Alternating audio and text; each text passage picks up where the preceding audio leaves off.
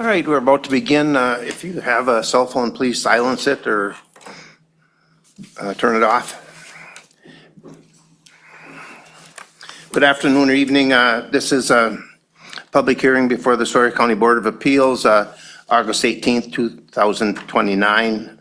26. The public hearing before the Sawyer County Board of Appeals is hereby called to order at 5 p.m. in the Sawyer County Courthouse in Hayward.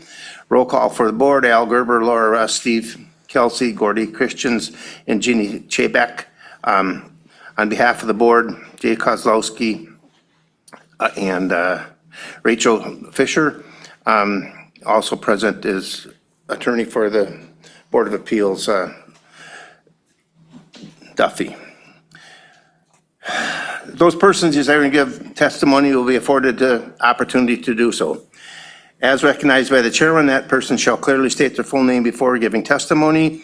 Each hearing will follow this order: reading of the application, submission of the file to the board, applicant statements and presentation of evidence, testimony of those in support of the application, statements from persons in objection to the application, rebuttal as permitted by the board, and decision by the board. Orderly procedure requires that each side shall proceed without interruption by the other. All testimony will be addressed to the board and there will be no discussions or arguments. Any persons aggrieved by a decision of the board may appeal the decision to the circuit court within 30 days of the date following the board's decision letter. The day following the signing of the board's decision letter is the first day of the appeals filing period. This public hearing was published as a Class 2 notice in accordance with Chapter 95 Wisconsin statutes in Sawyer County Record and Sawyer County Gazette on July 29th and August 5th, 2026. The hearing shall follow its order: approval of minutes, variance application, and new business, and adjournment. I believe the first point of discussion is an appeal of a previous action of the Sawyer County Zoning Committee. Your first item would be looking at the minutes of the previous meeting. And as part of the minutes, there was one error observed as to when the previous record had gone out, or the publication had gone out to Sawyer County Record and Sawyer County Gazette. In the minutes, it says 2025. That is actually as 2026, but I would need a motion and approval of the previous month's meetings minutes. Did everyone have an opportunity to review those minutes? And is our understanding that those minutes are preliminary? They have not been approved? They're not approved until you approve them now. So I would approve your minutes with the correction of changing that date to 2026. Okay. The motion to accept the minutes as presented? Motion been made and seconded. Any discussion on the motion? All those in favor of the motion as presented signify by saying aye. Aye. All right, we are on to our first case tonight. This is a public hearing. This is an appeal case in the town of Hayward, appeal number 26-002. This is an appeal of the decision made by the Sawyer County Zoning Committee by the appellants KDML Resort Properties LLC. Appeal is in reference to Zoning Committee's decision of conditional use permit for a bar cocktail lounge in an existing building located on a resort property. This is located as part of Government Lot 3 of Lot 2 of CSM number 3622, which also includes CSM number 5475. It is tax ID 10879, 3.92 total acres, zoned residential recreational 2. As part of the information that was sent to the board here this evening, they've been sent a copy of the appeal form from the appellant, as well as the zoning committee case files, which includes the staff reports, additional documentations, as well as a direction to listen to the audio recording of that zoning committee meeting. From there, I guess I'll turn it over to the chair as to get into the aspects of the appeal. I do have your bylaws pulled up here as well for the aspects of the order of procedures. So first is reading of the appeal, which I guess is part of reading of the appeal. I will just put up their actual appeal application, which is up on the screen right now. It is in the appellant's opinion that the committee did not keep within jurisdiction, or that they did keep in jurisdiction with making their decision, but is their opinion that the committee did not proceed in the correct theory of law when making its decision. The committee identified the proposed bar cocktail lounge was a principal structure or use of the property.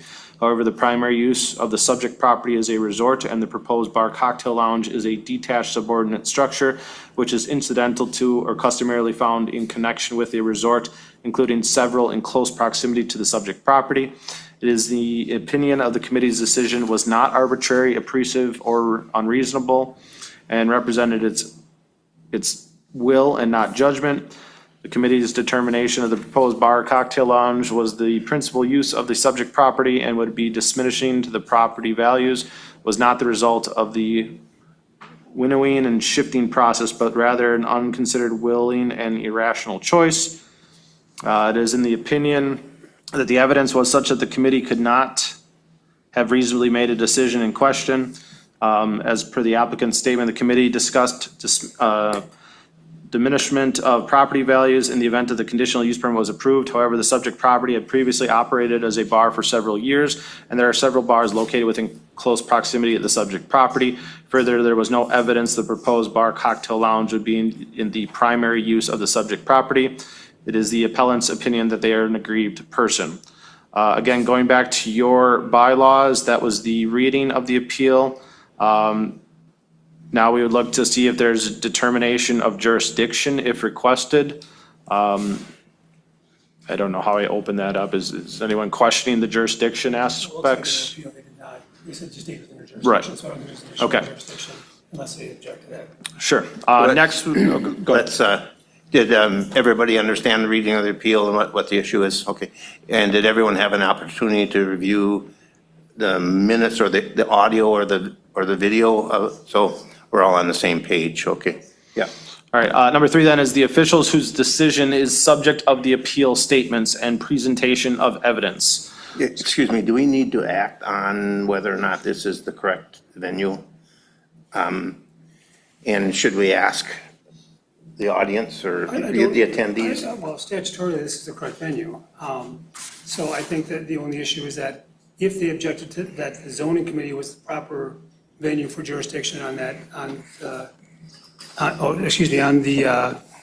request for the conditional use permit, and it at least appears from the appeal form that they agree that the zoning committee had jurisdiction to hear that. And obviously, we're here again, so per statute, the Board of Appeals has jurisdiction to hear the first appeal from the from the zoning committee. So we do not. My understanding is there's no issue with the jurisdiction of the zoning committee to hear the conditional use permit, nor the Board of Appeals to hear the appeal from the zoning committee. That's what we took from the. Just for clarification. Yeah, from the appeal form. Thank you. Next will be then again, officials whose decision is the subject of the appeal statement. This would be specifically as the zoning committee or representation of the zoning committee.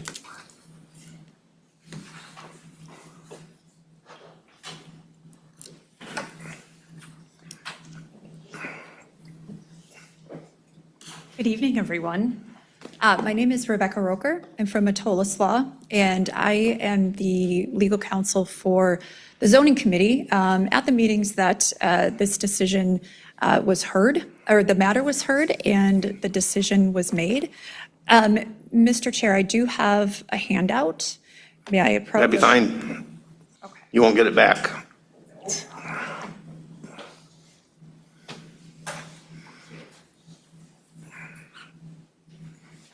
Is there a copy for the zoning office also? There she is. Thank you.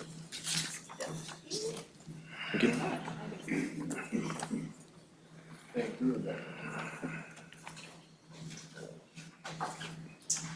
So rather than read that entire analysis, I'll just hit on the high points. But essentially, the analysis in front of you walks through all of the provisions that are in response to the applicant's application for appeal in front of this body.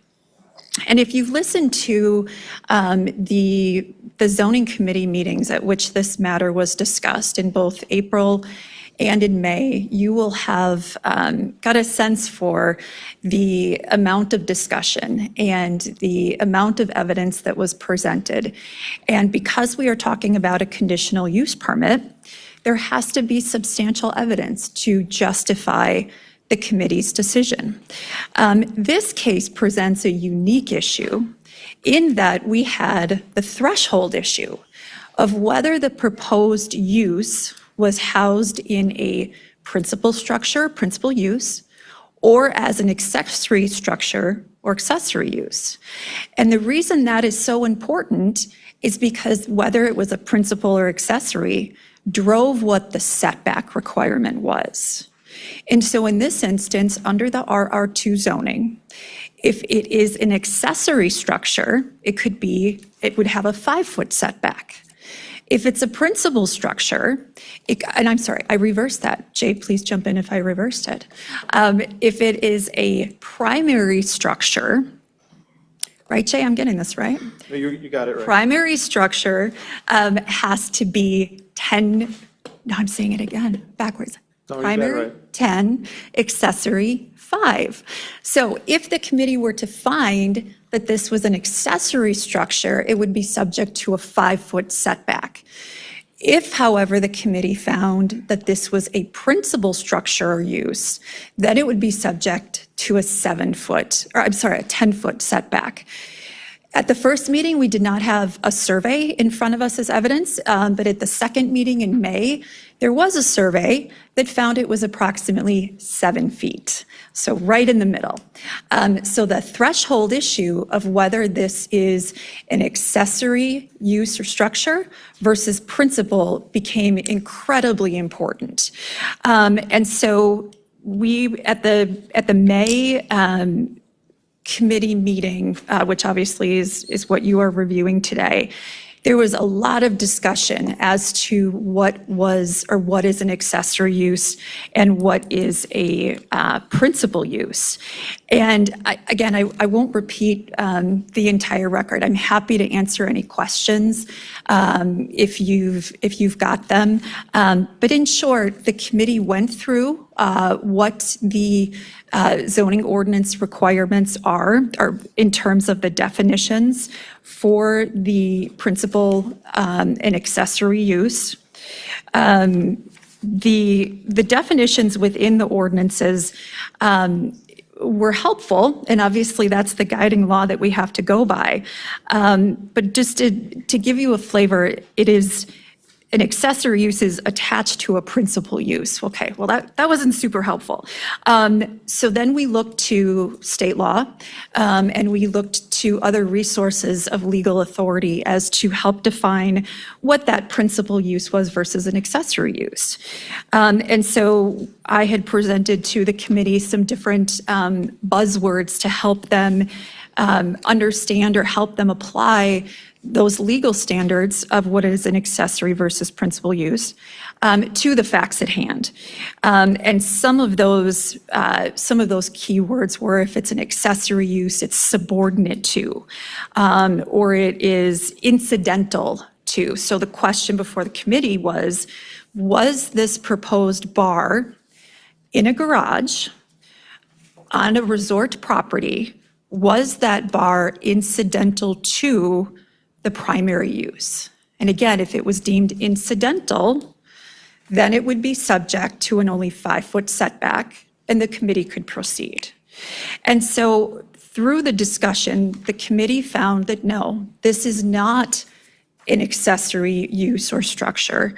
This is a primary principal use or structure. Because when you look at the property, it is indeed an operating resort that has been there for many years. This building is a garage that was built in 2000. It was built as an accessory structure because it's a garage, which is an accessory structure. And now the proposal is to open this garage up as a bar/restaurant/cocktail lounge, which again, the applicants presented a lot of information in terms of what their goals were, to have birthday parties, bridal showers, weddings, friends event. The key though, is they're also going to open it to members of the public. And so there was lots of testimony regarding ATV, UTV users, snowmobile users in off-season. And the applicant even used the terminology of a community meeting place.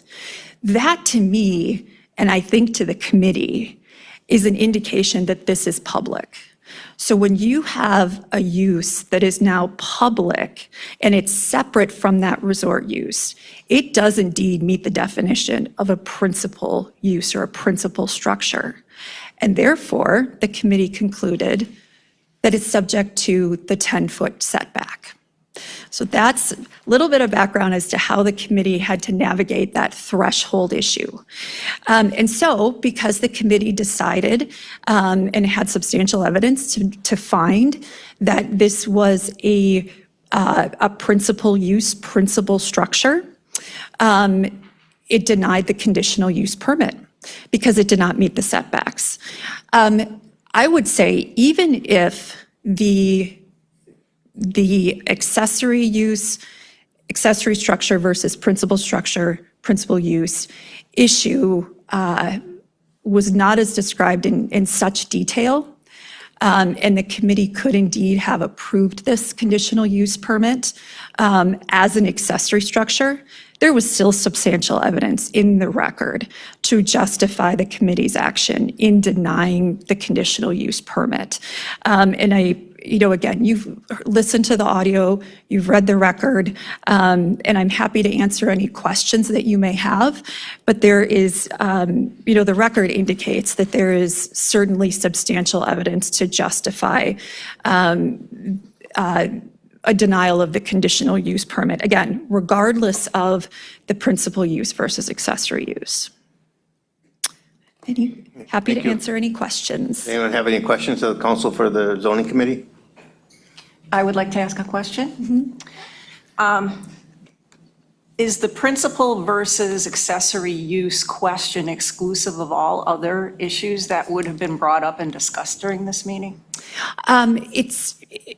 It's exclusive in that it's a threshold issue. So the committee has to decide first whether this is a principal use or an accessory use, because then at that point, then they know what setback to apply. And so because they found that the setback was, or because it was a principal use, and therefore the greater setback applied, then it was not appropriate for them to proceed, because another remedy that was available was to apply for a variance if it's found as a principal structure, principal use.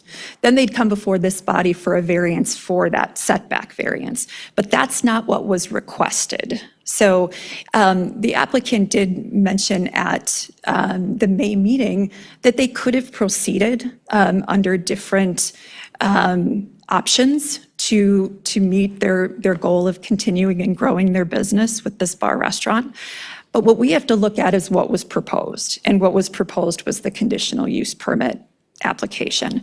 And I apologize for the long-winded answer. But to get back to the second component of your question, yes, that was a threshold issue, accessory versus primary.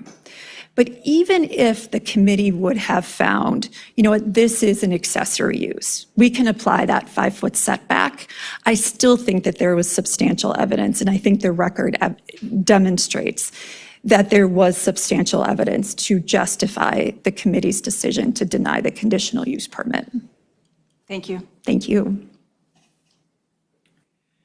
Rebecca, in reading through the minutes and listening to it, it states that, as you walked them through this, the specific motion is to deny the conditional use permit based on the substantial evidence received, including but not limited to the proposed building isn't a principal use or structure. So it took into account that there were other factors in the decision than just accessory or primary. That's a great point, Ms. Rosk. I absolutely would agree with that. And, the zoning committee did a good job of having that holistic discussion And that's important to do so because there are so many different factors at play in this application. And it was important for the committee to have that very thorough discussion. Can I ask a question? Sure. And it's a distinction between, and I think you can explain this, but I think when you talk accessory and principal structures and the setback is there, could the committee have said, we find it a principal structure, we put conditions on it, and one of the conditions is you need a variance? And not sure that they meet the requirements for a variance, and I'm not saying they would, but could they have done that? That's a great question. I think they could have, but I'm not sure that that would have been a legal approval. Because if it's conditioned upon this body acting and granting a variance, I'm not sure that that would meet the level or the threshold of approval of a conditional use permit. Okay, But I do think that the committee could have done that, yes. right, okay. But that couldn't have happened at the same meeting. It could have. They could have changed their request to a variance? Well, that's the other component. It wasn't the application wasn't presented in that way. And so Mr. Kozlowski did mention that as an option. And I think there was discussion at the town level of that option, but that was not what was in front of the committee. And frankly, the zoning committee doesn't touch variances anyway. So it would had to have substantial evidence to justify that condition for a variance. And that gets into some tricky legal ground. So my job was made easier that they didn't ask that question. Thanks. Any other questions of the council for the zoning committee? Okay, we can go back and ask additional questions later, I assume, correct? Thank you very Okay, much, thank you. everyone. All right. Okay, is there anyone here to speak on behalf of the appellant? No,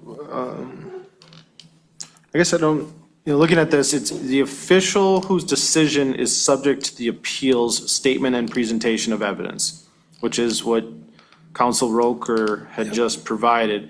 I guess I would ask if the zoning committee chair wanted to make any additional statements, and it is their decision that is subject to the appeal. Then it's others in support of the officials whose decision is being appealed, which is the appellant.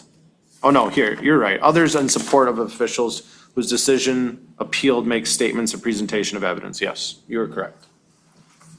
It's the appellant. No, not yet. It's those that are in support. In support of the original zoning committee decision? Yes. Okay, we can do that. Is there anyone else here that's in support of the original zoning committee's decision? Yes. Step to the microphone, please.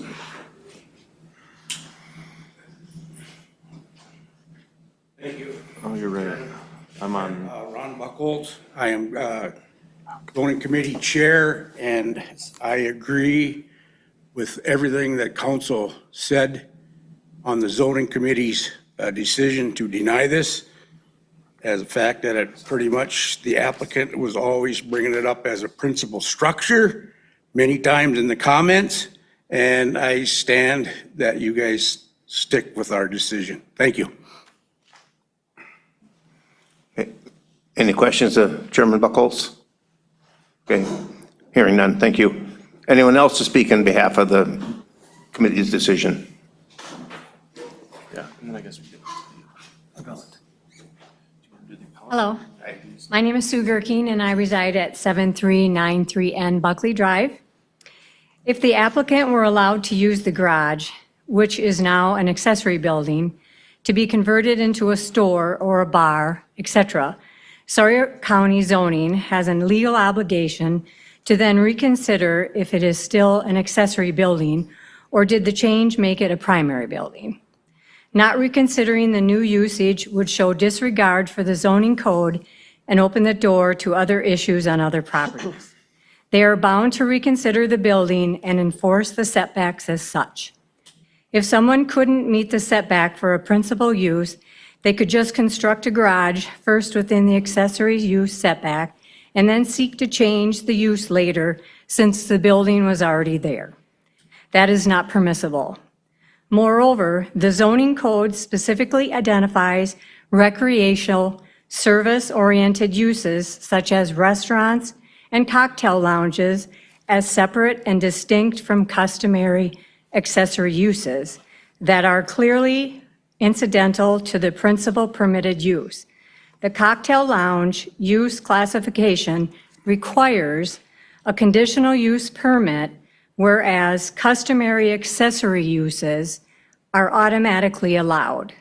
If a cocktail lounge were not considered a principal use for this type of property in the RR2 district, then there wouldn't be any need to list it as a separate classified use, since it could fall within the general accessory use classification. It is clear that the proposed bar cocktail lounge must be considered a principal use and therefore is subject to the greater 10-foot yard setback. The Town of Hayward Planning Committee determined that the building was a principal building and denied the request. The Town of Hayward Town's Board motion to recommend approval of this CUP also included a condition that the use must meet all commercial setbacks. If the applicant in this case was seeking to construct a new building to use as a bar cocktail lounge, there is little doubt that such a new building would be classified as a principal structure and be required to meet the greater setback requirements. The same standards should be considered when requesting to convert a garage into a cocktail lounge, including meeting setback requirements. Thank you. Thank you. Anyone else to speak up in support of the zoning committee's decision? Hello, my name is Sherry Lively. We live at 7382 North Buckley Drive, right next door to Oak Shores. Converting a garage to a bar cocktail lounge 8 feet from our lot line would definitely impact neighbors in a negative way. The applicants state that their intent is to grow their business by allowing the public to rent the gathering space for small private events like wedding showers, etc. But the liquor license application specifically requests a liquor license for both the building and the entire grounds, and they are requesting to be open from 6 a.m. until at least 2 a.m. There's a vast legal and operational difference between a quiet community space and a fully licensed commercial bar that is open until the early morning hours. If the CUP is granted, there is no guarantee that baby showers won't evolve into loud outdoor concerts, nightly bar crowds, and large-scale public events. I'm aware that there are letters that have been presented in support of this from residents who reside on Buckley Drive, but they do not live anywhere near Oak Shores and are not affected by any of the activities that go on there. They would still have their quiet resort or quiet neighborhood. Buckley Drive is all residential except for 2 resorts that are part of the residential vibe because they are both cabin-only resorts. Considering the need for the particular use at a particular location, there are 2 resorts, not several as referenced in the appeal, within walking distance that provide food, beverages, and nightlife. Those resorts are not near our residential area and are only surrounded by their cabins and each other. The appeal states that this location previously operated a bar for several years. Please see Exhibit A for the location of the original lodge. It was down near the lake, surrounded by their own cabins, not other residential properties. The previous owner replaced the lodge building with a cabin when they purchased the resort 29 years ago. The owner originally kept the liquor license active, but no alcohol was sold, and they let the license lapse. Sawyer County has set a precedent in the past by considering a tavern at Oxbow Resort as a principal building, Exhibit B, and also at Tall Pines Resort, Exhibit C. Both of these examples identify the tavern bar and the office and/or store as primary or principal building, even though they are associated with a larger resort area.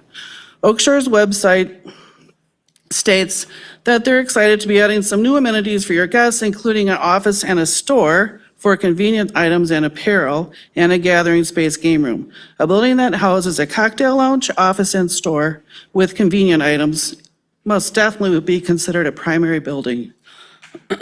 Exhibit D shows the results of a market analysis from Chris and Sandy Schuffelbein. It is their professional opinion that the neighboring property value would decrease by up to 20% if a bar was opened immediately next door. They also say that up to 60% of buyers would be discouraged from even considering purchasing the property due to increased traffic and noise. I respectfully request that the appeals board deny the appeal and uphold the denial of the conditional use permit for the proposed cocktail lounge bar at Oak Shores. Thank you.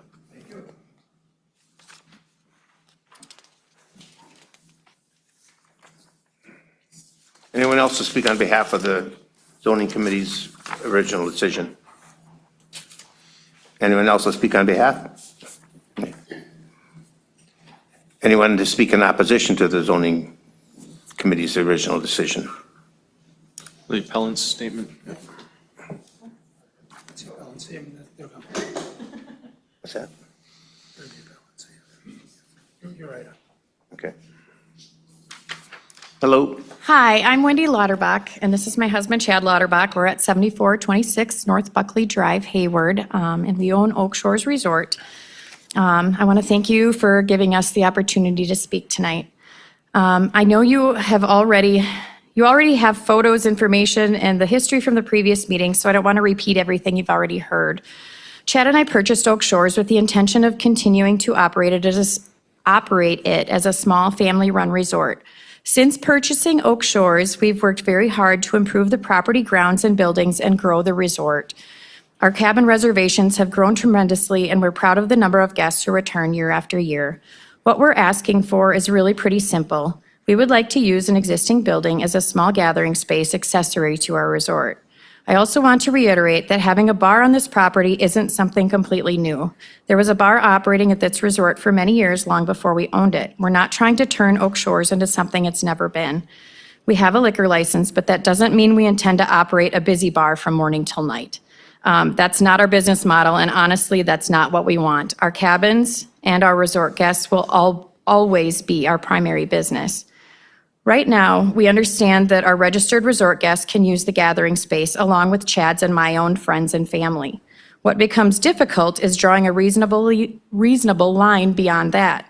For example, if one of our longtime guests has family staying somewhere else nearby and they stop over to visit, our registered guests can come into the gathering space, but their family member can't. Yet if that same person happens to be someone Chad or I consider a friend, then they can. That puts us in a very awkward position. How do we reasonably determine who is our friend and who isn't? How do we explain why one person can come inside while another person standing right next to them can't? We believe allowing limited public access to this small gathering space actually creates a clearer and more workable situation than trying to define everyone's relationship to us at the door. At the same time, we are not asking to become a destination bar. We aren't set up for boat-up traffic, and we don't want it. We don't want random people wandering through our resort, across our docks, or around our cabins. Protecting the experience of our registered guests is extremely important to us. We also don't intend to be open all hours of the day and night, but we don't believe we should have overly restrictive hours placed on us either. Our business is seasonal, weather-dependent, and unpredictable. There may be times when it makes sense to be open, and many other times when it doesn't. We believe having reasonable flexibility will actually make things clearer for everyone, including our neighbors, rather than creating another set of rules about when we can and can't use our own gathering space. I understand our neighboring businesses may be concerned about how this could affect them, but I don't believe our success has to come at the expense of others. In fact, I believe the opposite. The more reasons people have to visit and stay in this area, the more opportunity there is for all of our local businesses. We recommend other businesses to our guests all the time, and we want the businesses around us to succeed too. And on a personal note, this opportunity means a great deal to our family. Late last year, I unexpectedly lost the job I'd held for 25 years. Since then, it has become even more important for us to find reasonable ways to create additional income from the property we already own and operate. We're not looking to dramatically change Oak Shores or compete with anyone. We're simply trying to make good use of an existing building and create another small source of income for our family. We've invested a tremendous amount of time, work, and money into Oak Shores, and we want it to continue to be successful for many years to come. We're not asking to change the character of Oak Shores. We're asking for reasonable flexibility to occasionally welcome people into our small gathering space, responsibly operate under the liquor license we already have, and continue running the quiet family resort we've worked so hard to build. We truly believe we can do this responsibly, respectfully, and in a way that is not only for Oak Shores, but for the surrounding community. We hope you'll give us that opportunity. Thank you, guys. One moment, please. Could you go back, early in your presentation, you made a statement about friends and family use of the property, that some would be permitted and some would not. Could you reread that, or? Yeah, so with our liquor license, we can serve guests, friends, and family. Yeah, we can use it as a bar. You need to identify yourself. Oh, I'm sorry, I'm Chad Lauterbach, her husband, also owner of Oak Shores. Thank you. Or maintenance guy, however you want to look at it. All right. Yeah, so with the way the building is set up currently, or the laws, we can use it for our resort guests. We can have a bar in that building for our resort guests, family, and friends. With a conditional use permit is solely on the aspect of how she explained, if somebody else is staying at, we'll say at Chief Lake Lodge, or their sister lives in town here and they're from Chicago, and they say, hey, Susan, come on out to the resort. I can serve our resort guests a beer, but I cannot allow Susan to have come in. anything. That's what the conditional use permit is for, That's why we requested it. yes.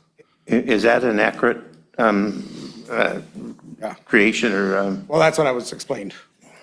So, I mean, this process started with the aspects of wanting to have a venue space and a rental space for outside parties. And I had indicated to the Lauterbachs at that time that, if this is a resort use and a continuation of like resort guests to have a gathering space, that's fine. But if you're going to offer this to the other public to rent out a space, that's my jurisdictional line, that this is now more of a commercial type of use and operation. It would require the prior granting of a conditional use permit. I don't know if we ever got into conversations on whether or not you could serve alcohol to those guest individuals. Yes. But if you've received your liquor license and this is alcohol just for the resort guests, yes, I guess, but it's still, it's a very fine line at that point on whether or not, this is just a facility for the guests versus a facility for the public, and that would be that crossing of that line. Okay, thanks. All right, thank you, folks. Thank you. Anyone else to speak in opposition to the zoning committee's decision? Mr. Chair, can I just ask a question Sure. of the appellates real quick? So you made a comment earlier on in your discussion or your explanation where you used the term limited public access was what you were looking for. It's kind of a similar question, but can you explain what limited public access means? How do I? Okay, so we are not looking at boat up traffic. We don't want, like she had explained, and if you were to look at the map, like by the water, it is a very congested area from our cabin to cabin, and we don't want random people. I'm sorry, we don't want random people walking through our resort and disturbing all of our guests, okay? We want to keep it very minimized. And again, going back to what I was saying, we have a walking path that goes around the condos between us and Chief Lake Lodge. We have a walking path behind the condos. We have started to get our guests to walk behind on a gravel road, not even by their cabins. And so, because some guests do come over now and enjoy our pool, whether they're staying at Chief Lake Lodge or someplace else, and we have family at our place, they come over and use that. We are looking at limited as in that aspect. Those guests want to come over, entertain at our place, fine, great. That's what we're looking at doing. Possibly some ATV traffic in the fall, but no boat up, and the ATV traffic in the fall, it's not a ton. I'll be honest with you. And we're going to do very limited hours, because I'll be honest, we don't want to work that much. I mean, no, I don't want to be open at 8 o'clock in the morning until 2 in the morning. Because No. it's her and I and her son. That's who run that whole place. That's the 3 people that run that place. And I also do construction as well. I have a construction company. So very limited hours, I guess. And it's just looking at trying to create something for our guests and allowing them to have other people over. And And then also our corporate retreats and stuff. yeah, I mean, we don't want to waste, you know, if we're having, if, you know, we have a birthday party or we have a wedding shower or whatever, like we have a party. I don't want to get turned in every time that we have something going on there. So if everybody knows that it's legal for us to be doing what we're doing, there's no reason for anybody to call us in and complain about anything, you know? Right.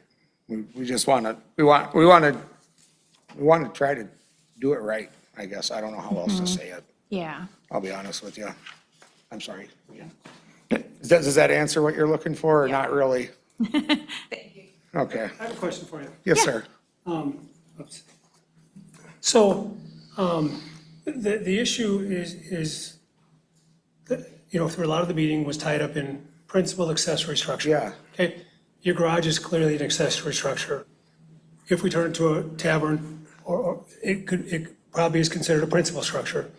And I think that's a hurdle to get over. Yeah. Where, and I'm not your attorney and I'm not giving you advice, but if there was a structure that wasn't a different structure within your property, that's not the garage, that meets the setbacks. It's a principal structure, but it meets your setbacks. And you don't have the principal accessory structure issue, I don't believe. Would you say that's correct?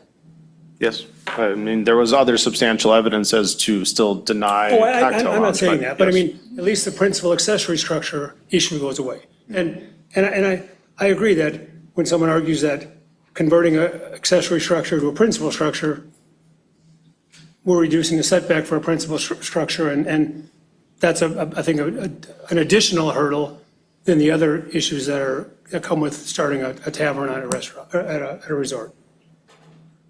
If that building met the setbacks, would it be a pass? But the issue of accessory principal would go away, and there would be all the other issues. But I think that, yeah, because even if someone said like the town did, you need a variance as part of this. And if you look at the variance requirements, the three-step test, I don't know.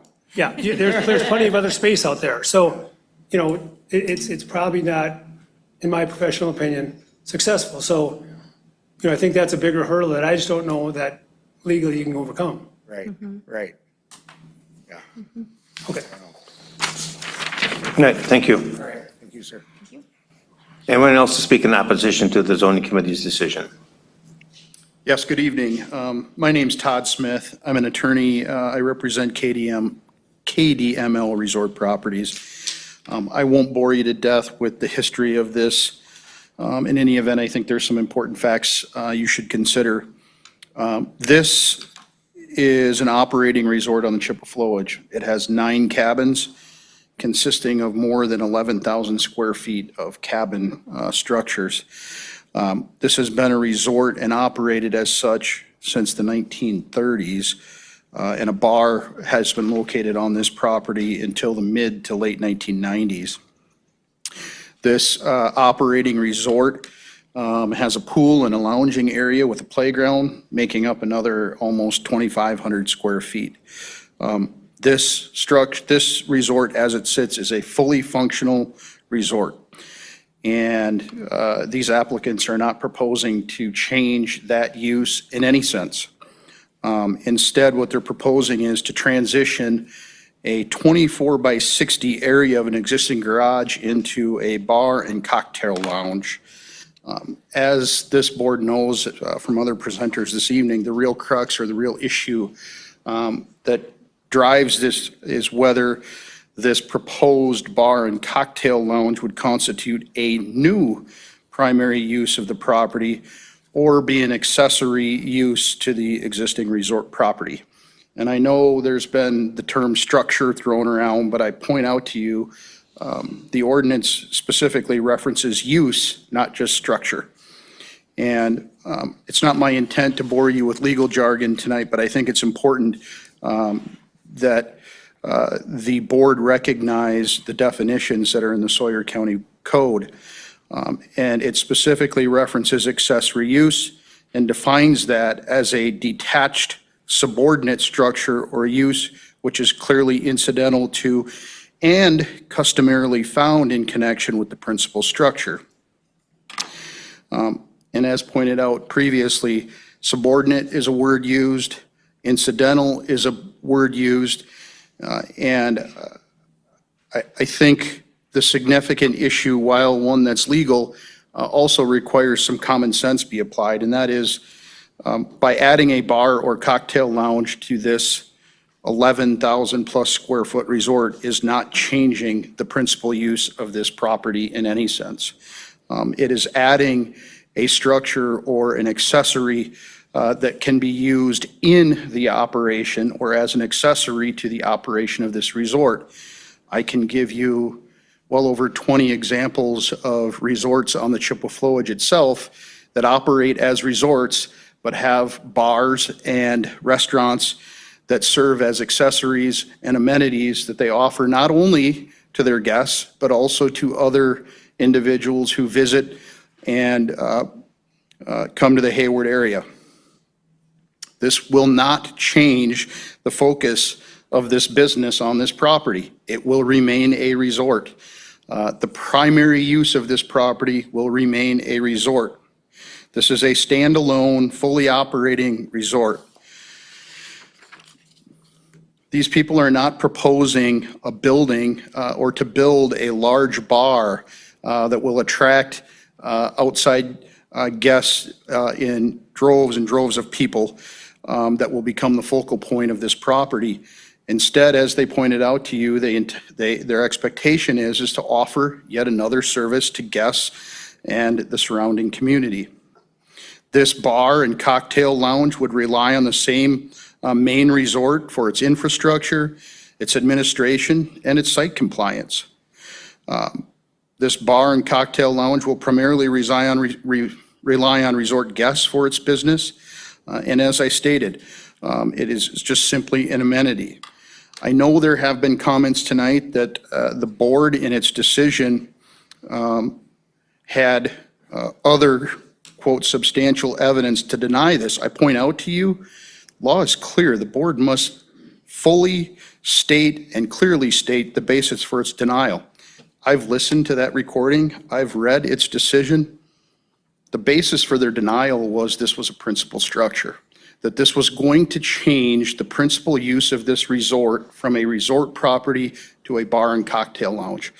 And that is just not the case. Thank you. Okay, any questions?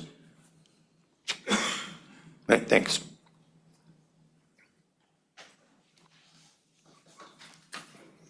Anyone else to speak in opposition to the board's decision?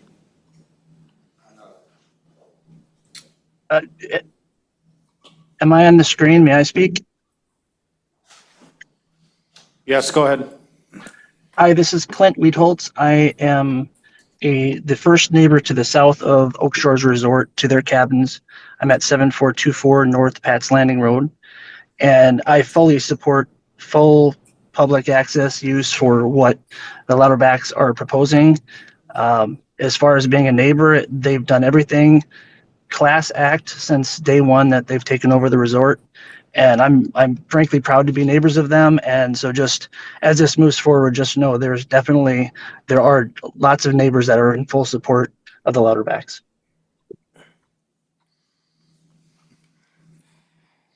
Thank you.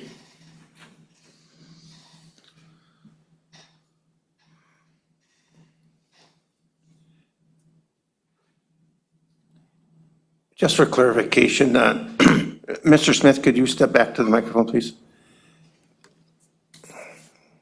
Yes, sir. Did you say that their request was to not change the principal use of the resort? Yes, they intend to, Their request was to change the use of an accessory structure?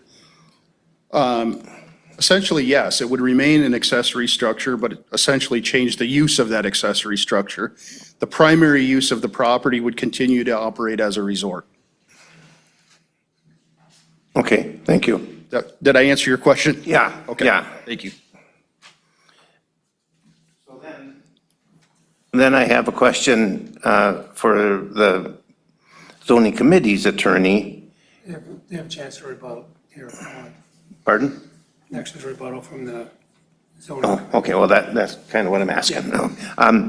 What is the county's position on that statement from the attorney, that it was a request for a change of use Come on up for rebuttal. for the building, not the resort? So just before you speak, is this part of the rebuttal from the county?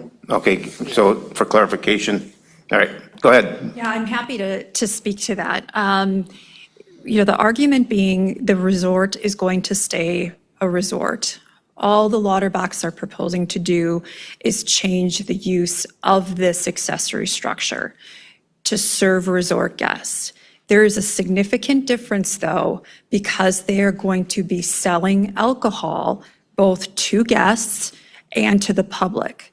And the evidence that was presented to the zoning committee is replete with comments that there are hopes of attracting ATV, UTV use. There have been comments tonight that they want to grow the business and welcome public access.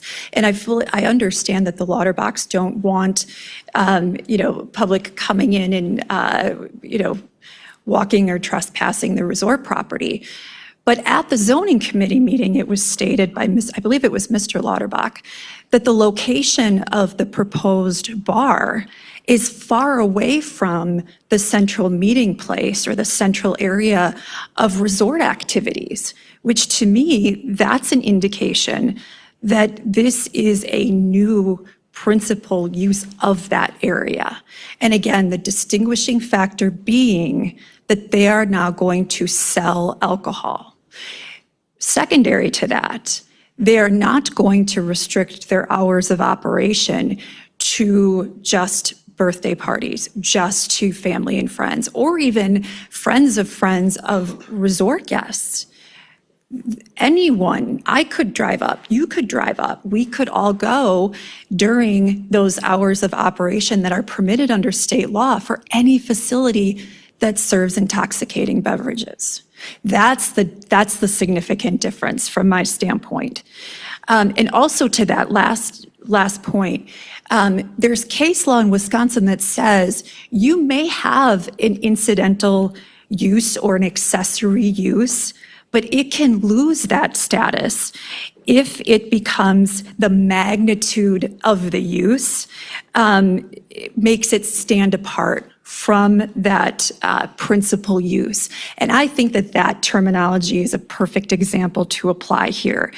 It may be an accessory structure, it may be a garage, but what is proposed to happen in that space changes the magnitude of it just being an accessory structure. You are inviting the public to that place. You are selling alcohol in that place, not on restricted hours pursuant to a plan of operation. If it was the intent, and I don't want to second guess the Lauterbach's intent, that's not my place to do so. I'm going by what's in the evidence. But even tonight, there was commentary that they want to keep the nature and the character of this family-owned resort. Well, if that was the case, they could serve alcohol to the guests. It wouldn't be changing the character by making it public and selling alcohol to the public. Did I answer your question, Mr. Chairman? Yes. Okay, and if I may, I just have a few other quick comments Fire away. in the rebuttal. It was mentioned at a few points that this property has operated as a resort since the 1930s. That's one of the things I love about Sawyer County, is the history of the resort communities and uses in the county. There was a liquor license or a bar operating at the resort at one time. It doesn't meet the definition of any sort of non-conforming use, so that's not something we have to talk about. But I think what is important is the evidence before the zoning committee demonstrated that the bar was located in a different place when there was a bar on this property. It was located near the water, which again, we know is a far distance from this garage. So the bar that did operate on the property, up until the 1990s, was not located in a structure that's 7 feet from the property line. So to me, that's an important factor to consider. And again, that was evidence that was presented before the zoning committee. The couple other points, again, in terms of that, that the oddity of the situation that, the Lauterbachs may serve, family, friends, but not friends of guests and so forth. The Wisconsin law says that if you sell alcohol or intoxicating beverages, even if I sell them to my husband, I need to have a liquor license.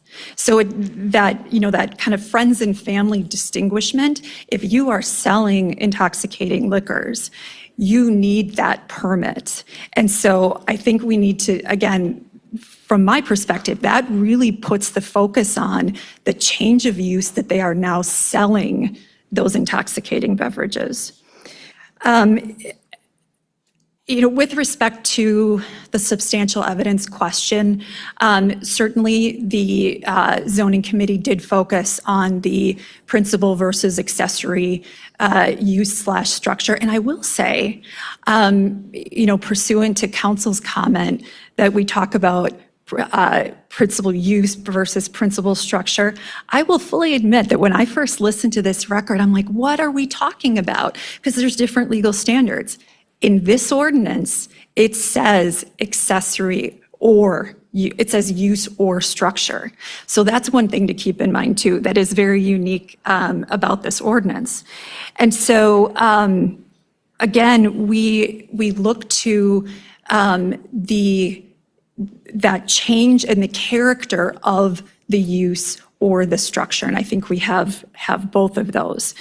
And again, while the committee did focus on that principal versus accessory question, I do think that the record is replete with evidence that would have justified and set forth substantial evidence for a denial of the conditional use permit, even if the committee had concluded that this was an accessory structure. Evidence such as selling alcohol 7 feet from a property line, from a neighbor's structure, increased traffic. The examples that were given for that increased traffic. Again, that fundamental of you are now selling alcohol, and that there were not other restrictions in place or other conditions that were offered up, such as restricted hours of operation, such as who that alcohol was going to be served to. So again, I understand the issue before you is not necessarily whether there was substantial evidence to justify the denial, even if there had been a finding of an accessory structure. I do think that evidence is indeed in the record, and I think that there was quite a lot of discussion at the committee level of all of those different factors, in part because the applicant, the Lauterbachs, did a great job of presenting a lot of different evidence, as did the neighbors. So the zoning committee's job was made very straightforward because they had the evidence in front of them. And so again, there's that evidence to support their decision. Happy to answer any other questions you may have. I have none. Okay, thank you. Thank you very much. Oh, yes. The definition of accessory structures in the Sawyer County ordinance has examples, and they provide those. I mean, they are decks, patios, garages, sheds, yard barns, carports, Quonset huts, shipping containers, semi-trailers. Is it the county's position that a tavern fits anywhere in anything like those examples? I would say no. Okay. No, I don't think a tavern fits within that definition of accessory structure. Right. Thank you. And I would say, again, focusing in on if you have a deck, a Quonset hut, et cetera, you're not opening it to the public. You're not selling intoxicating beverages. You're not making it a public use and opening it up to just resort guests or house guests, et cetera. That's the distinguishing factor, or a distinguishing factor. Thank you. Thank you very much. Does the county zoning committee have any rebuttal to the statement that we'd heard for those in opposition? Okay. Hearing none. Discussion by the board and decision by the board? Questions? Rebuttals as permitted by the board. So I feel like you should allow the appellant to have a rebuttal as well. And then it's questions by the board and deliberation by the board. All right. Do the appellant or the representative have any additional comments for us? I just want to briefly respond to one of Mr. Attorney Duffy's question, and I think what the board needs to consider is the actual use of the property. I think those examples are certainly applicable when we're referring to residential properties and the like. This is a resort. This is a resort that is open to the public. Certainly, by having this bar in this 24 by 60 accessory structure is not going to change the principal use of this property. It's not now going to become a bar with a resort business as an accessory business or use of this property. I think it's very clearly going to stay a resort with a bar as an accessory or an amenity that's being offered. Thank you. Thanks. All right. Any other questions from our board to? Okay, discussion by the board, and if you want to make a comment, please turn on your microphone.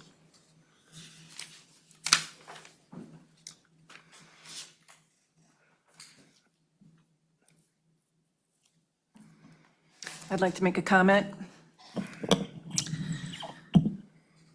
In the CUP comment document that was provided to the zoning committee and in the recording of the meeting in May with Sawyer County zoning, the appellants refer to the bar as being an expansion of their business, an improvement of their business, including opening it to people beyond those staying at the resort, including snowmobilers and ATVers. They also talked about like parties, birthday parties, things like that. That actually could be explained as an event venue, which would have a completely different conditional use discussion. The CUP document also refers to a change of land use permit that would be required for the building. I believe that this further clarifies that the zoning committee correctly identified the bar tavern use as a primary use. And this, to the proposed business plan of the resort owners, that they plan to expand and improve their business by adding this bar.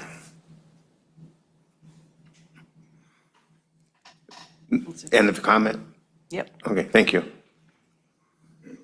Any additional comments by the board members? One thing I guess I would like to add is there was a lot of reference to, what limited use as a bar and how we would, the limitation of who's all going to be coming there. And that's an awfully hard thing to limit. Once you are an open establishment, perhaps on a snowmobile route or an ATV route, the road's open, it would be awfully hard to limit the use of an open bar. Just another caveat. And I think those were things that the zoning committee actually did consider, and that is why when they made their motion, they said not limited to the principal use or accessory structure.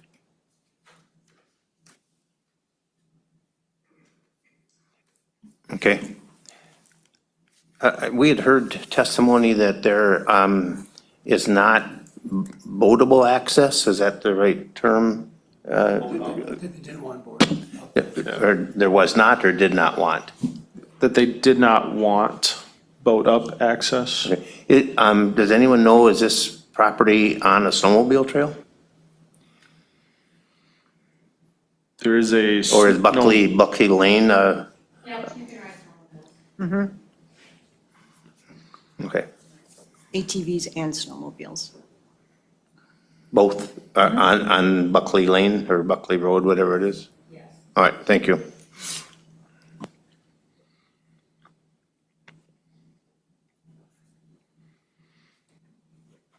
Okay, hearing no additional testimony, are we to the point where we make a motion? Well, we're going to go with, Deliberation. yeah, some deliberation, but then you're going to get a motion on each one of these issues from the board.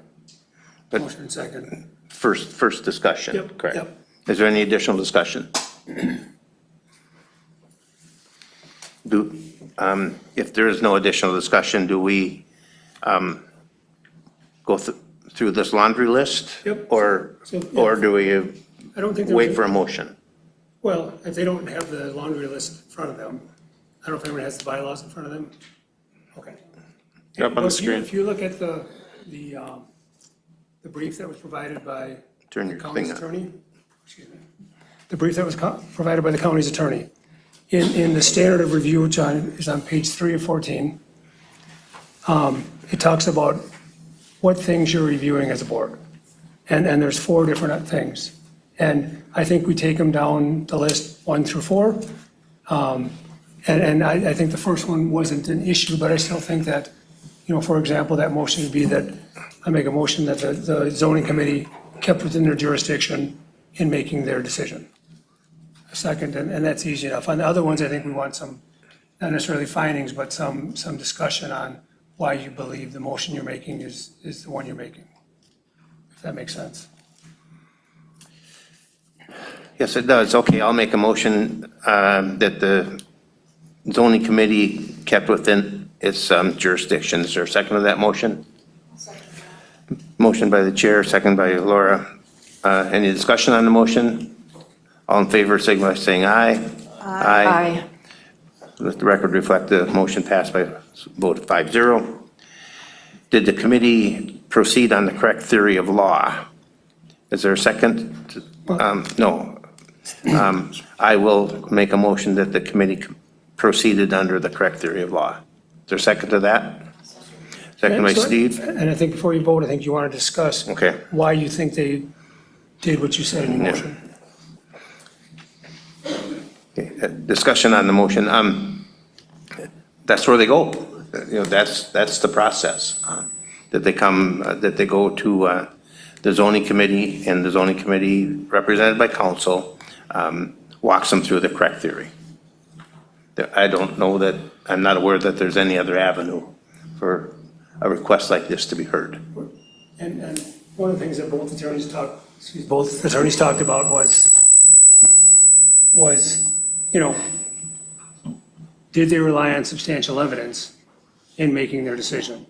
And maybe what that substantial evidence was in doing that. So, I don't think you have to be as particular as they were, but I think at least some of those terms, because substantial evidence is the key that they had to use in making their findings.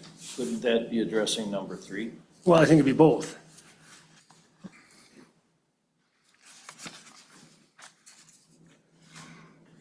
I believe the record reflects that substantial evidence was presented and the committee proceeded based on that substantial evidence. which has already been read into record. Is there a vote on that, or any further discussion on that? Hearing none, I'll call for a vote. All those in favor of the motion as presented, signify by saying aye. Aye. All opposed, same sign. The motion passes by a vote of 5-0. Whether the committee's action was arbitrary, oppressive, unreasonable, and represented his will, not his judgment.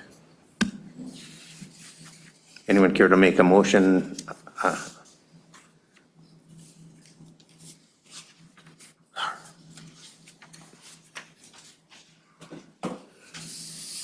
I'd make a motion that their decision was not arbitrary.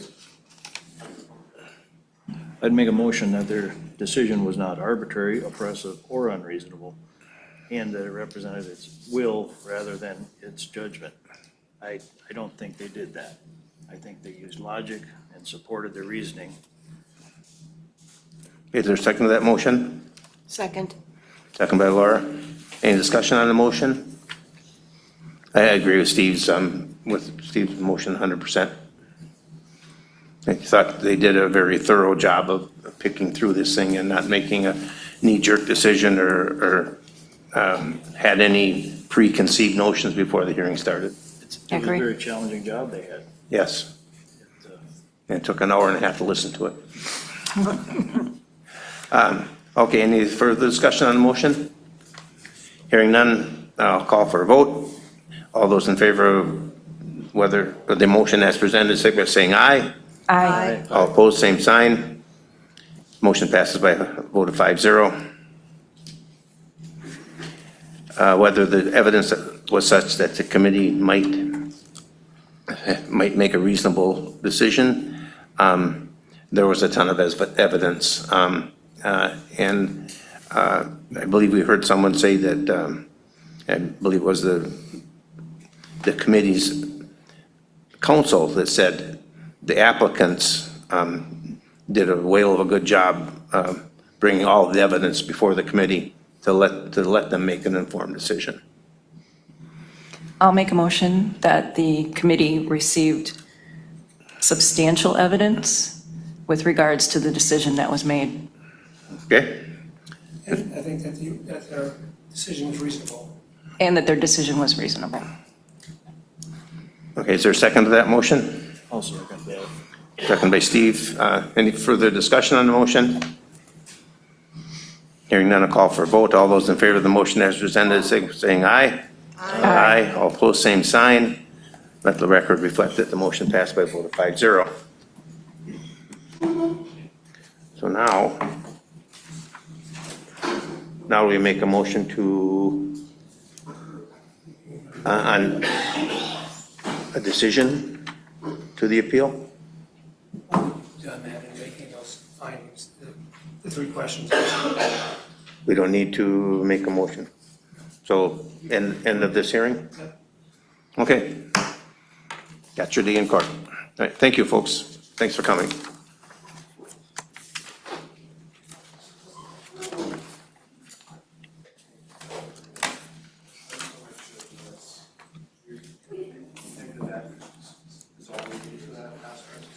That's the standard of review. You gotta go back and shoot that stuff. If they wanted to retail sweatshirt and sub shop, they still would have probably needed a All right, moving on. This is a public hearing in the town of Bass Lake, variance number 26-005, owner Daniel and Jolene Altman. This is part of government lot 4 of lot 1 of CSM 3471. It is represented as tax ID 3676. It is .38 total acres on residential recreational 1. Application is for the construction of a 9-foot 2-inch by 11-foot 7-inch addition onto an existing non-conforming dwelling located 6.5 feet at the closest point to Grindstone Lake. The addition would be located 41 feet at the closest point. Within the 9-foot 2-inch by 11-foot 7-inch proposed addition, there is already a 5-foot 6-inch by 6-foot 6-inch structure that would be replaced within the existing footprint. The net increase of expansion would then be 70.32 square feet. This request is per the Sawyer County Code of Ordinances, Appendix B, Section 6.1, would require the prior granting of a variance for any structures located closer than 75 feet to the ordinary high water mark that is not an exemption under 6.1 or 6.2 or meets the requirements of Section 11.3. Again, the proposed 70.32 square foot expansion area is proposed at 41 feet from the ordinary high water mark. As part of my staff report, again, an on-site inspection was conducted by myself on June 12th. At that time of the on-site inspection, measurements were taken from the applicant's proposed variance request. In conversations with the applicant, they were wanting to construct this addition to get an existing pressure tank and other mechanicals under a new all-in-one addition with the main house, but then would also have an additional doorway entry in this location. The existing house itself is very close to both side lot lines, but the proposed variance request would not increase any nonconformity to either of the side lot lines. All setbacks would be met, including impervious surface totals. The only setback that would be requesting it would seek the variance would be the reduced water setback variance. Again, while keeping in mind any approval decisions or denial decisions and looking at your statutory requirements, please refer to the staff report as potential approval or denial reasons. By action of the town board,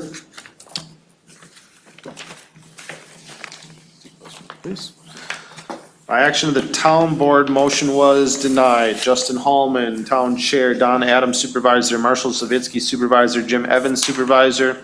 Granting of the variance would be contrary to public interest and would not be in compliance with the spirit and intent of the Sawyer County zoning ordinances because the landowner has reasonable use already. Cumulative impacts can be foreseen. A self-imposed hardship cannot be grounds for an approval, as signed Tammy Brown, Town Clerk.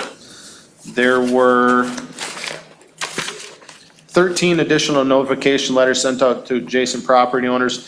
0 additional comments were received on the variance. As be it, this is part of a reduced water setback variance. We do send those comment letters to the DNR. We did receive that comment letter from the DNR that was sent to the board members. Did the board members have a chance to review those additional comments? Yes. Yes, all are, The board members are referencing that they had chance to previously review the additional comments submitted by the DNR, therefore be them incorporated into the record. That is all. okay. The Altmans or someone here to speak on their behalf?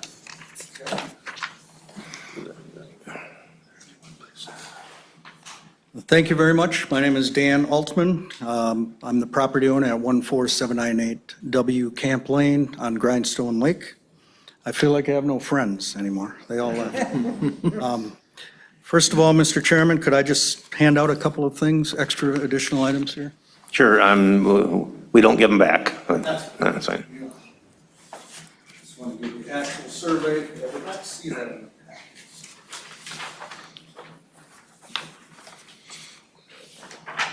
Do you have a copy for the committee, for the office? Do you have a copy for the office?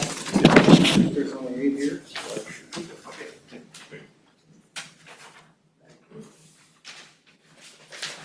We can share one here. That's fine. Thanks. Yeah.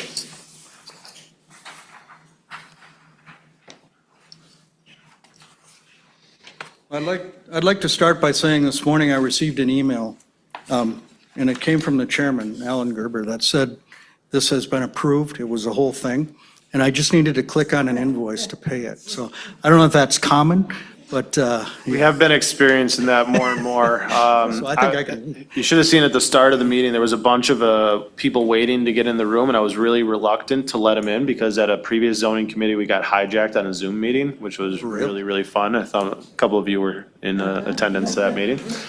But yes, please don't fall for those scams. We are seeing an increasing amount of those that are wanting you to pay a $5,000 direct deposit thing, so, good. Totally, I mean, very legit, so.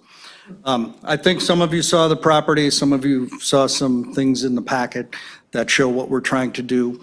And I guess I'd like to start with, we bought the property 6 years ago, and great property, we plan on moving there next year. So in February of '25, I decided to do a survey, as we're gonna move to this property. We wanted to think about changing some things, understand the rules and regulations. And I got that survey back, which you all see on the top page that I gave you. And it was as surprising to me as probably you, looking at that lot line, which literally goes right up against the house. We enter that house where it says deck. So I walk into the neighbor's property, and I know I should have known this. I mean, that's clear, but somehow you buy a home and it's not clear. So that was my first reaction was, oh my, that's. Excuse me that's not quickly. conforming.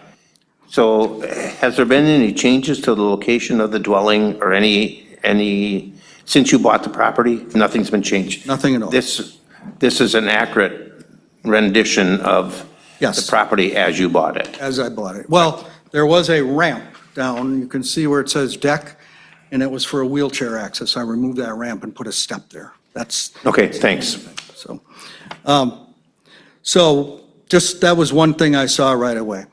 I called Jay and talked to Jay a little bit about options, what could we do to just change it, give us more closet space and things like that, because we're gonna move to this house, and it's a smaller cabin. Jay was very kind and said, you know, hey, you can do this, that, and the other thing, and we thought about things, and one thing he did say is that in the southwest corner there, he said, I'm sure you're going to ask me if you could square that off, and the answer is you could spend money and stand here and present to you, but I, you know, we pretty much said it's, you know, probably gonna be denied. And fair enough, that's okay, I can live without it. That all changed in January of this year. I came up here on a cold winter night. It was right after just the 27 below was dropping to about 19 below. I came in the house, turned all the water on, and it worked. I went to dinner quick, came back, and I walked in the house and I heard some noise. And I walked toward the bedroom, and sure enough, I have a broken pipe spraying water everywhere in the closet, all over the place. Now, the problem is, first thing I have to do is turn off the water. I run outside, I run through the deck, the porch there, and I have to go outside. I run through the snow, I fall down, I land on my tailbone, and crawl basically into that remote utility house that I have to get into to turn the water off, which I did. And got that off, and then had to do a lot of repairs in the house. Bottom line is, that led me to this. I said, that's just a terrible safety hazard, I believe, to not have it as part of my house. It isn't heated properly, it can't be heated properly. I just want to get to it through my own house, which amounts to roughly 70 extra feet of property there. So, in my humble opinion, you know, the safety side of that is the hardship here, because this could happen again and again. I don't know.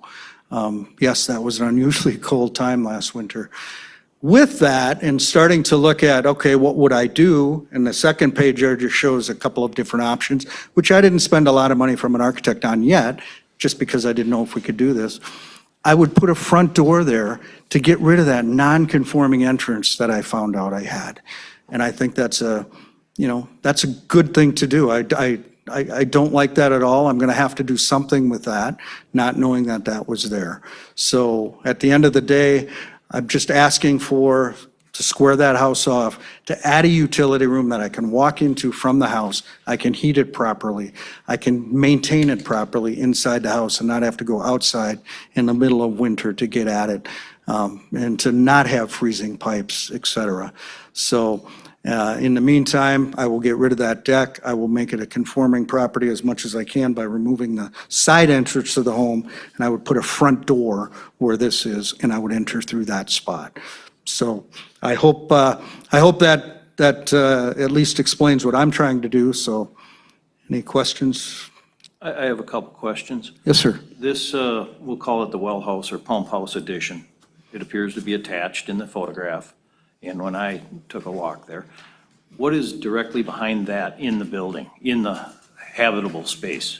It's a closet that is probably, I don't know, 5 feet up in the air would be the the step down, but the water heater is in the way. I guess it could be removed. It's got a rock floor in that pump house, if you will, which has a water heater, the well, a filtration system. very What is little- in the house behind that? A closet and then the master bedroom. Okay. So if you're suggesting, hey, why don't you just pop a hole in there? I think that's what you. I'm inquiring. Yeah, inquiring. Could it be done? Possibly. But that doesn't change the fact I can't heat it properly. I can't do anything else. And it's a closet that has stuff all over it. That would be a worse scenario, in my humble opinion. But, I need a little more room in there. It's already too tight it'd be really tight to get in there just from that closet. And I'd have to drop down 5 feet somehow. I wasn't necessarily insinuating access. Oh, okay. You could, it appears you probably could incorporate it into a part of the primary airspace and have a more conventional heating system to take care of that. Potentially. I mean, I don't know about conventional like furnace because I have no ductwork or anything. But yes. My other question is is this glass room here, I see on the survey where the access, and I understand that you have to go across the neighbors to get to the door. Correct. What would stop you from putting a door in the gable end of that glass part? Essentially nothing. I could rip that apart and put an entrance there. Yes, I mean, if you guys deny this, that's what I'll have to do. That's what I will do because. Just trying I'm to not gonna- understand the options. Yeah, I'm not going to allow, I'm not going to let that stick. I mean, the lady next door, and you guys all probably know her, has said, oh, I don't care you walk on my property. And I said, well, I do. And the next guy who buys your property may. So I'm trying to get away from that. All right, any other questions of the applicant? This doesn't, the current look of the property doesn't appear that it was that way 30 or 40 years ago. Has it been substantially remodeled, do you know, Jay? Re-sided, re-roofed? Yeah, I'm sure those improvements have been made to this structure, whether that existing, I'll call it, the well house was there, pre-zoning, I'm not sure. I mean, it's so hard to tell on aerials for something of that size. But this is certainly an existing non-conforming structure. It was lawfully placed when constructed, but does certainly not meet the requirements of today's ordinances. Is it your belief or the office's belief that that was the size of it when it was originally constructed, 6 feet from the water? Yeah. Really? Okay. Okay, sir, is there a basement under this structure? There is not, Mr. Crawl Space. Oh, crawl space, okay.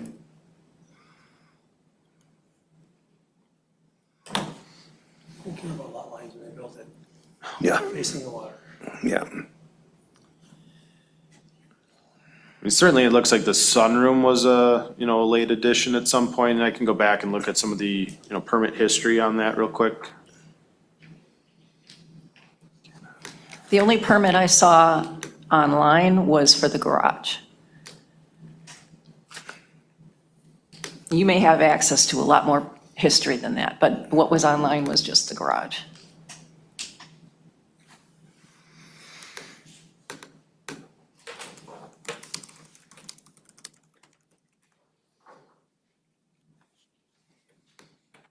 Don't wait for me, though. You can continue your conversation.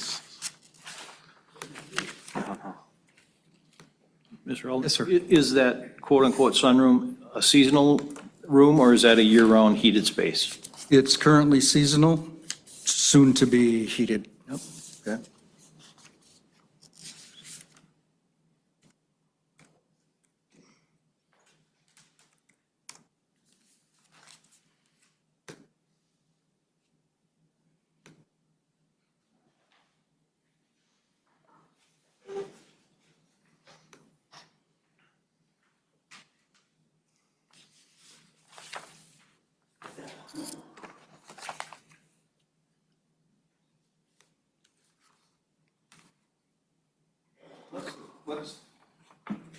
What's the size of that lakeside deck? Is it 10 by something? 10 by the width of the cabin? That's, yes, it's exactly the width of the cabin, and I'm going to suggest it's probably 10 feet. I don't know, does he have it on the survey here? Yeah, it is, okay. On the map that Jay must have drawn. Okay. Oh, yeah, Jay's, yeah.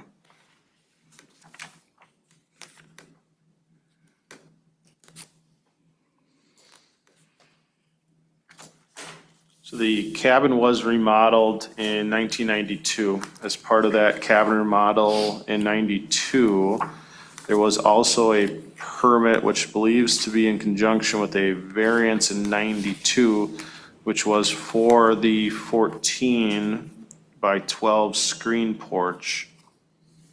Let me look at the previous variance here. Why is this thing always getting away?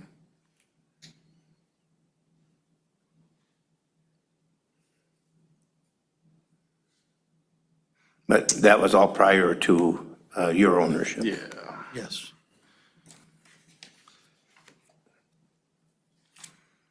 Yes, we bought it in 2020, so.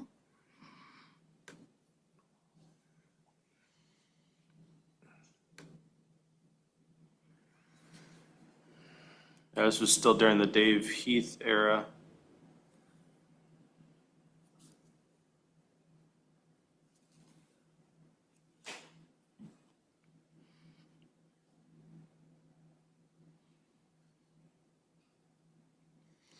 Yeah, that's the record that I'm seeing. It was 92. There was some remodel work done on it.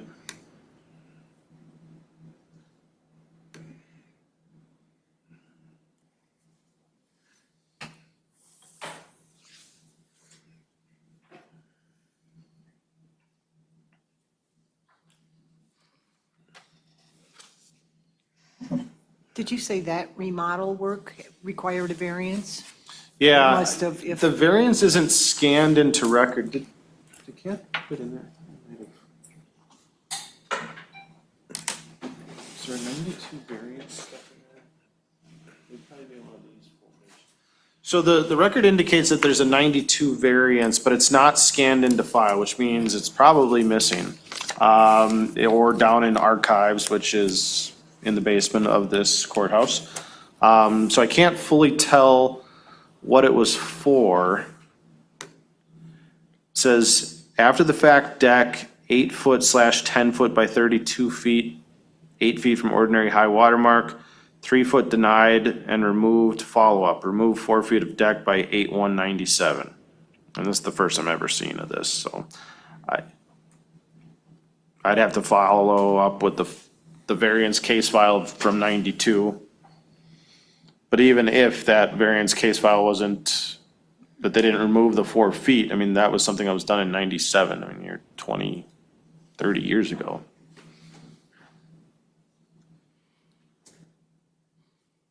But the 1992 land use permit was for the screen porch, not the screen porch, the sunroom, I guess I'll call it. Yeah, it's more of a sun. And the garage.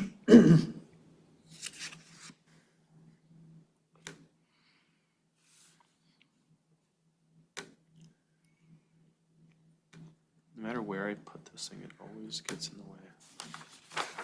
Page 2 of your handout is a couple of design options. Yes, just some renderings. I did 2 options. One would be to walk up steps to go into that room. One would be if we went in at ground level, and then the steps would go into that porch. You know, maybe we go in that way. I have not designed that part yet because I'm not 100% sure. I'd need to get an architect there to help me out with that part.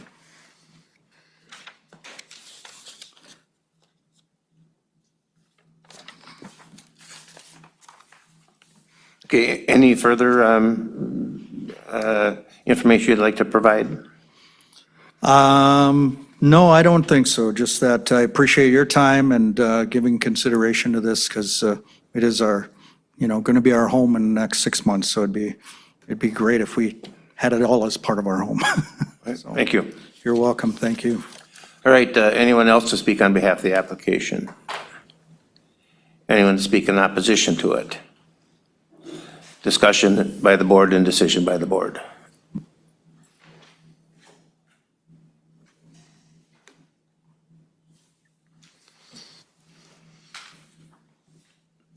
One thing I would mention with this, since that now what we would call that existing, well house is there, an individual would be allowed to, wreck and rebuild that portion of it and also vertically expand it, basically convert that with a roof line that ties into the existing house.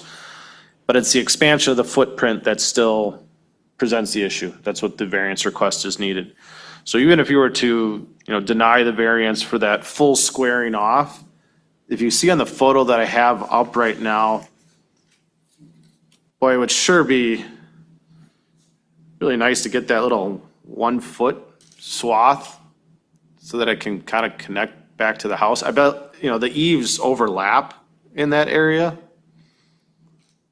Yes, it's an expansion of the footprint, but it at least gets it to the foundation of the existing house. And then you guys can further discuss the aspects of squaring that off all the way to the corner. But boy, it would be that 1x7 there, or 1x9 there would sure make a lot of sense. Do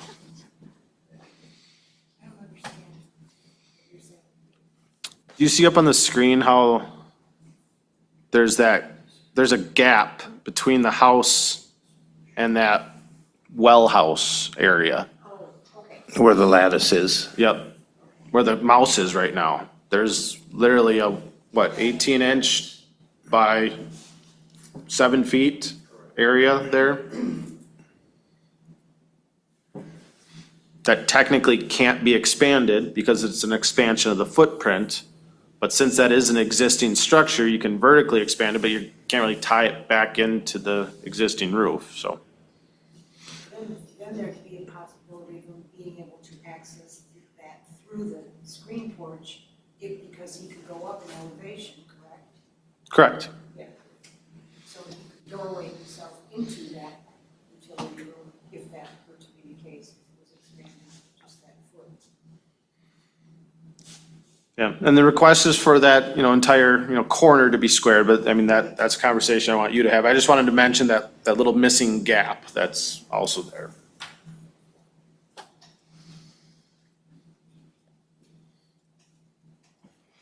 And that little gap does make sense, but I also want to say, when I went and looked at this property, this is an area where there's a lot of buildings in a very small area, and it's dense to the lake. I understand the town's position regarding cumulative impacts that could be foreseen if everybody got 70-some feet to expand in this area, because it's already, like, obviously an older camp or resort or something that, had previously allowed these buildings to be put so close to the water. But then everybody's got a garage and everybody's got, there's some other impervious surfaces in the area too.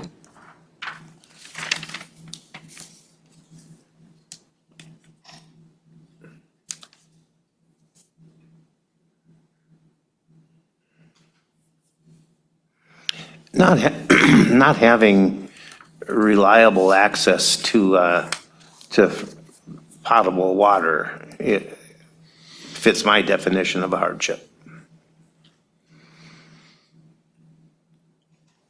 Not having access to your front door.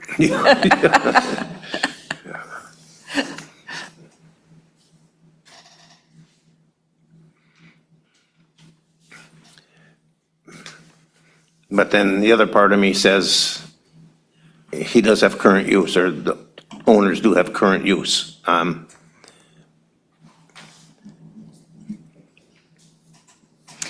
mean, I think there's possibilities there to do it within the existing footprint. As the applicant even says, it may require more thought, but I do agree with what Jay was saying about that 1 foot gap. And if there's something that could be done to make it easier, that would probably be it.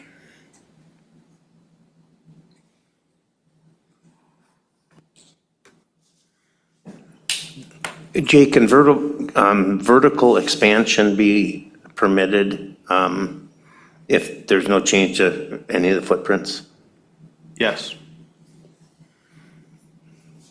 So vertically expanding that well house, for lack of better terminology or definition, and allowing attachment to the rest of the footprint,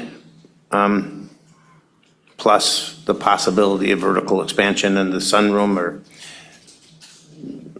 again, by definition, it may not be exactly what it is, but converting that into year-round space, there's some options here. Yeah, as an existing non-conforming structure can be, at this point, entirely wrecked and rebuilt within the existing footprint and vertically expanded up to 35 feet in height.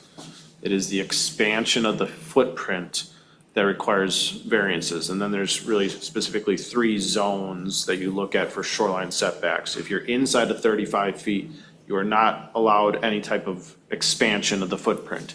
If you're beyond 35 feet, but inside of 75 feet still, you're allowed a one-time 200 square foot expansion of the footprint, no closer to the water. So side yard expansion or expansion off the back. And then at the point of 75 feet, you then can further expand on from that. This is a scenario where they are entirely inside of 75, entirely inside of 35. So any expansion of the footprint requires variance, but vertical expansion would still be allowed on this structure. All right. So Jay, it's the building that's there for inside the 35, even if this room was beyond 35, Correct. that doesn't matter. Correct. And I actually, there's rare scenarios, but I just had one the other day where the existing structure is 30 feet from the water, but the back of it is at 75, and they're gonna expand beyond the 75. And that does not require a variance because footprint expansion is occurring at the point of 75. All right. How big would that full expansion have been if they did it one time? The sunroom and this piece, Well, the sunroom you have is what, 14 by 12? 10, It's 11 foot 10 inches. Yeah, 12. so that's 122. So give them another 80 feet. Yeah. So they asked for that back in the day, they might have got it. Yeah, I mean, again, the 200 square foot lateral expansion Yeah. doesn't work for this scenario. If this structure was beyond 35 feet, you wouldn't see this. It wouldn't be a variance.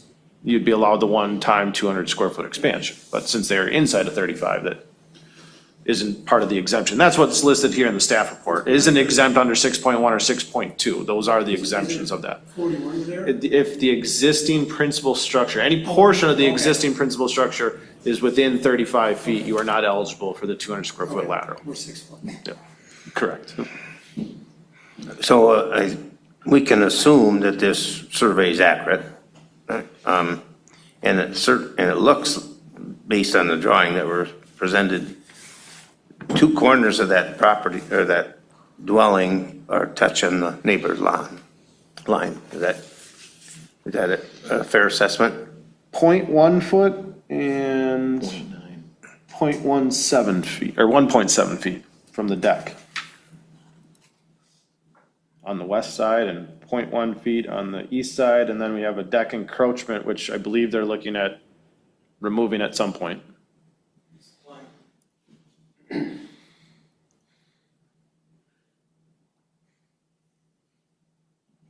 And in trying to think this through, I'm wondering if it's not really in our purview to talk about adding that little gap at this point, is it? I believe we can. We can modify the request. We can? Or approve a modified request. Okay. Is that correct? I know we have before, there was an issue with that once where I believe it was Mark Olson that did that. An applicant requested for something like this, and then we amended it to not give him as much, but when we amended it, it didn't work for their bathroom design, so they came back again. That was that one on Moose Lake where they didn't have a bathroom in the I house. remember that. I remember that. And they came back because it didn't necessarily work with how their wall structure was. The amendment that he made to the variance didn't necessarily work. But, I mean, this one is, again, if you want to fill the gap and it's part of your amended approval, I feel like the applicant's going to take advantage of the square footage that you're giving them there, just to try to But in tie it that into the house. case, the Moose Lake one, it ultimately got denied. The bathroom. It did, but I don't know, I'd have to go back in the case file that, they had something where they were able to, no, they had to remove a portion of the front of the house to get something further back, but they were denied. Yep.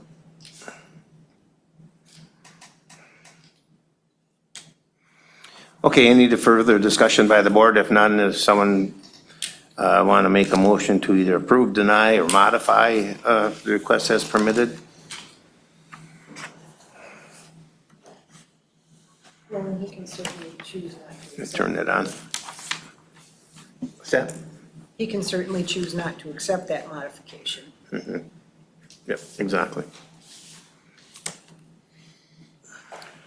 So we don't vote on denial first and then reconsideration after that? I'd rather see you vote on something you approve if you want to approve something, as opposed to denying the whole thing. Okay, so that was what I was wondering. Approve and amend it if you want to do it amended, Oh. yes. Approve amended right away instead of a denial and then backing into another situation. Okay. I think you've got a real good handle on that, and I think you should make the motion. Well, I understand entirely why you would desire to do what you're applying for. I respect that. It's a unique situation that was somewhat at hand when you bought the property. I do agree it'd be nice to have that attached, more access, more options for both year-round use and access. I don't feel that I can approve or vote for the entire squaring off. I would make a motion to approve an amended variance to enclose that gap, to make that contiguous with the sunroom and the rest of the cabin. That gives options for access and updating heating, whatever. I would make a motion to approve that gap to be filled and become part of the house. Okay, is there a second to the motion? Second. I'll second it. Okay. Second by Gordon. Should have been before. Discussion on the motion. Another question for the office. So can a foundation be put underneath this that's more than a crawl space? As long as it's in the same footprint. As long as it's in the same footprint. That is the footprint. And so people ask, they even, would ask, oh, this was on just a post and beam. Can I now go down with a foundation? The answer is yes, that's within the existing three-dimensional footprint. And would that applies to the whole dwelling footprint then? So if that sunroom is eventually converted into living space, a foundation could be placed underneath that also. Sure. Yeah, so there are some options. All right, any further discussion? Before you vote, it's a better option to, if you give some findings before we vote, why you make a motion, or why you approve it. Well, first of all, I would say that I do feel there is a hardship just due to the unique property configuration. I don't feel that this would be causing any harm to the public interest. I think it's a minimal, reasonable expansion that does not encroach any further on the adjoining property owners. It allows this deck scenario and access to be eliminated and be more direct into the home. I think it makes it safer and more functional. Okay. Any further discussion? Hearing none, I'll call for a vote. All those in favor of the motion that's presented, signify by saying aye. Aye. All opposed, same sign. Let the record reflect that the motion is passed by a vote of 5-0. Thank you. The office can walk you through the permitting process. Yeah, and just trying to do some math with the notes I have, it looks like that area that you just permitted the variance on is roughly 2.5 by 5.5. That's it. Let that be read into the record then. Thank you. All right, thanks.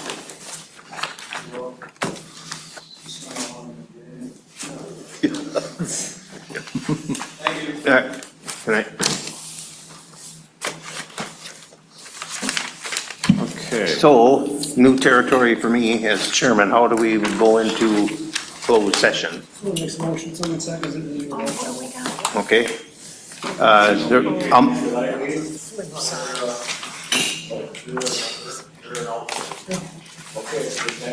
yeah, and that's why I asked Joe Barons to attend if possible, because I want him to sit on this. Okay, is there a motion to move into closed session? I'll make a motion to move into closed session. I'll second that motion. All those in favor of the motion, signify by saying aye. Aye. All opposed, same sign. We're in closed session. I need to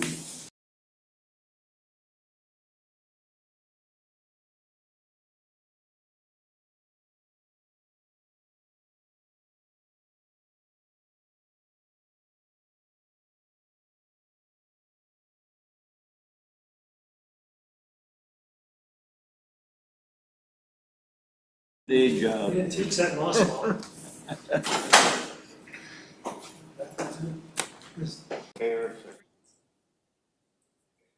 All right, is there a motion to adjourn? turn your light back on. Can you just let the record reflect, we are now back in open session, and then you can go through your next motion you just wanted I to think make. you just did that. All right. Okay, is there a motion to adjourn? I'll make a motion. I'll make to that adjourn. motion. Is there a second? I'll second. Jenny, all those in favor of the motion to adjourn, signify by saying aye. Aye. Aye. Let the record reflect, we are adjourned.